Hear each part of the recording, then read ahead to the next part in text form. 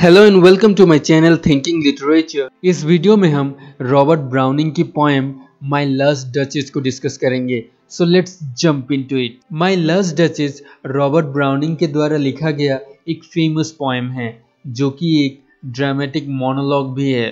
Dramatic monologue में एक character दूसरे कैरेक्टर को कोई भी चीज, इवेंट या कैरेक्टर के बारे में बोलता है और जो दूसरा कैरेक्टर है वो आमतौर पर कुछ भी रेस्पॉन्ड नहीं करता। माय लास्ट डचेस पोएम को समझने के लिए सबसे पहले हमें इस पोएम की बैकग्राउंड को समझना होगा। इस पोएम में एक ड्यूक है जिसका नाम है अल्फोंसो द सेकंड, जो कि फेरारा का राजा है। और इस ड्यूक के पास टायरल प्लेस का एक राजा अपना मैसेंजर भेजता है और टायरल के राजा अपने इस मैसेंजर को इस ड्यूक के पास भेजने का ये कारण था कि वो अपनी डॉटर की शादी इस ड्यूक के साथ करवाना चाहता था। और इस पूरी पोएम में ये ड्यूक इस मैसेंजर को अपने लास्ट वाइफ या लास्ट डचेस की पेंटिंग दिखाता है और उसके बारे में कहता है और यहीं से ये पोएम शुरू होती है। और ये पोएम एक ड्रामेटिक मोनोलॉग है क्योंकि ये ड्यूक इस पूरी पोएम में अपने मन की बात इस मैसेंजर से कहता है, लेकिन ये मैसेंजर उस तरफ से कुछ भी रेस्पॉन्ड नहीं करता। सबसे पहले हम इस पोएम में द ऑब्जेक्टिफिकेशन ऑफ वुमेन को डिस्कस करेंगे कि कैसे महिलाओं को इस पोएम में एक ऑब्जेक्ट की तरह ट्रीट किया गया है। ड्यूक अपने लास्ट वाइफ की पेंटिंग को एज ए सब्जेक्ट मैटर या कॉन्वर्सेशन का सब्जेक्ट मान के उस मैसेंजर को अपनी लास्ट वाइफ की अनफेथफुलनेस या बेवफाई, फ्रिवोलिटी या तुच्छता और स्टबर्ननेस या जिद करने के स्वभाव के बारे में बताता है। असल में उसकी वाइफ वैसे थी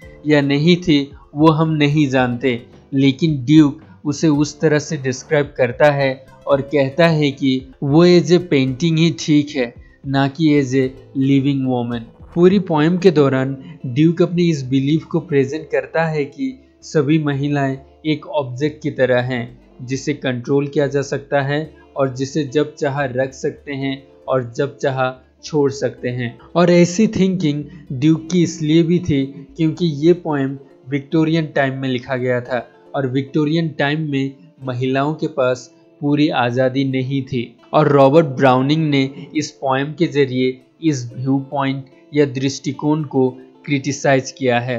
द ड्यूक जिस तरह लास्ट डचेस की पेंटिंग को ट्रीट करता है वो ये दर्शाता है कि इन जनरल वो महिलाओं को कैसे एज ए ऑब्जेक्ट की तरह ट्रीट करता है। फॉर एग्जाम्पल वो ड्यूक उस पेंटिंग को केवल एक वर्क ऑफ आर्ट की तरह देखता है।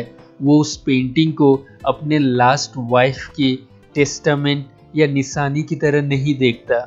और ड्यूक पोएम के फर्स्ट 16 लाइन्स में 3 बार उस पेंटिंग के पेंटर फ्रा पेंडलॉफ का नाम लेते हैं, जो कि ये दर्शाता है कि वो ड्यूक उस पेंटिंग को ज़्यादा वैल्यू देता है क्योंकि वो पेंटिंग उसके वेल्थ और स्टेटस को बयां करती है। और वो जो पेंटिंग था वो केवल ड्यूक कितना अमीर है वो दिखाने के लिए था, ना कि उस पेंटिंग में रहे डचेस को ऑनर करने के लिए था। जो ड्यूक है वो कहता है कि उसकी पहली वाइफ के जितने भी एक्शंस थे वो माफ़ी देने के लायक नहीं थे। और ड्यूक ये इसलिए भी कहता है कि वो सभी एक्शंस उसकी पहली वाइफ को एक इंडिपेंडेंट पर्सन बनाती है, जो कि वो ड्यूक नहीं चाहता था। डचेस का ये क्राइम नहीं था कि उसका किसी और के साथ सेक्सुअल रिलेशनशिप था, बल्कि उसका ये क्राइम था कि वो बहुत खुश रहती थी, दूसरों को अप्रिसिएट करती थी,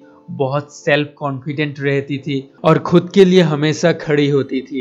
लेकिन ड्यूक का ये मानना था कि जो हस्बैंड है उनका अपनी पत्नियों में पूरा अधिकार होना चाहिए। उनकी हैप्पीनेस, काइंडनेस और रेस्पेक्ट सभी अपनी पतियों से जुड़ा होना चाहिए। और अगर पत्नियां अपने बारे में कुछ भी सोचे तो वो एक्सेप्टेबल नहीं है। सो ड्यूक का अपनी वाइफ को मारने का ये कारण था कि उसकी वाइफ की अपनी ही एक दुनिया थी जिसमें वो बहुत खुश थी। हालांकि ड्यूक इस बात को एक्सेप्ट नहीं करते हैं कि उन्होंने ही अपनी वाइफ को मरवाया है। और एक बार रॉबर्ट ब्राउनिंग ने अपने इंटरव्यू में कहा था कि हो सकता है कि ड्यूक ने अपनी वाइफ को कॉन्वेंट में भेज दिया हो। कॉन्वेंट महिलाओं के आश्रम को कहा जाता है जिसमें महिलाएं अपनी सारी लाइफ रिलीजियस वॉक्स में गुजार देती हैं।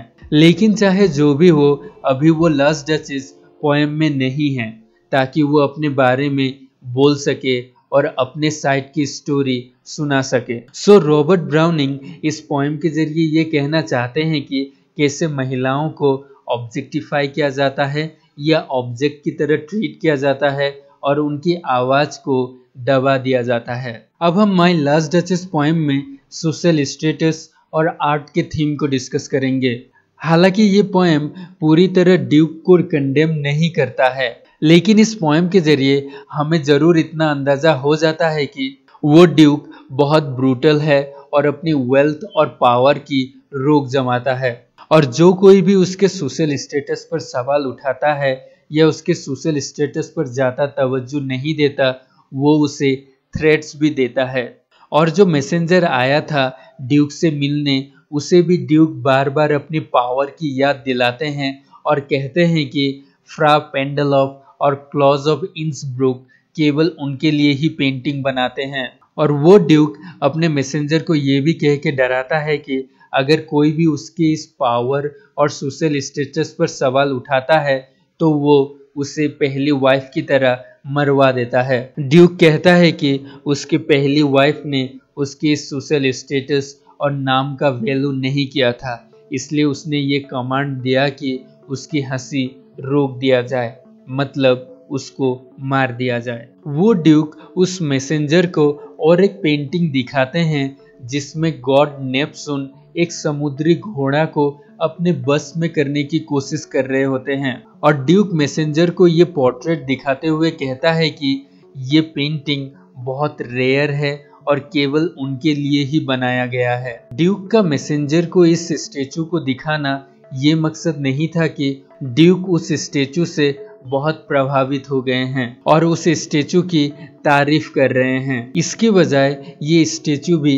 एक वार्निंग की तरह काम कर रहा है, क्योंकि वो समुद्री घोड़ा गॉड नेप्सून को चैलेंज कर रहा था, इसलिए गॉड नेप्सून उस घोड़े को अपने बस में करने की कोशिश करते हैं। और उसी तरह अगर वो मैसेंजर उस ड्यूक को चैलेंज करेगा तो ड्यूक भी मैसेंजर को अपने बस में करने की कोशिश करेगा। सो यहाँ पर ड्यूक अपने आप को गॉड नेप्सून के साथ कंपेयर करते हैं और अपने आप को एक गॉड लाइक फिगर की तरह मानते हैं। जो ये ड्यूक था वो बहुत अमीर था और उसका सोशल स्टेटस भी बहुत हाई था, लेकिन उसका ये मतलब नहीं है कि वो बहुत अच्छा इंसान था या उसका औरों के प्रति व्यवहार बहुत अच्छा था। और रॉबर्ट ब्राउनिंग अपनी इस पोएम के जरिए अपर क्लास के इन सब चीज़ों पर सवाल उठाते हैं और कहते हैं कि ड्यूक के जैसे आदमी के लिए ब्यूटी कोई भी मायने नहीं रखता, बल्कि उनके लिए ब्यूटी तो डोमिनेट करने की एक चीज़ है। So come to the end of this video. अगर आपको वीडियो अच्छा लगा तो लाइक कीजिए, अगर अच्छा नहीं लगा तो डिसलाइक कीजिए, और अगर नए हैं तो सब्सक्राइब कीजिए।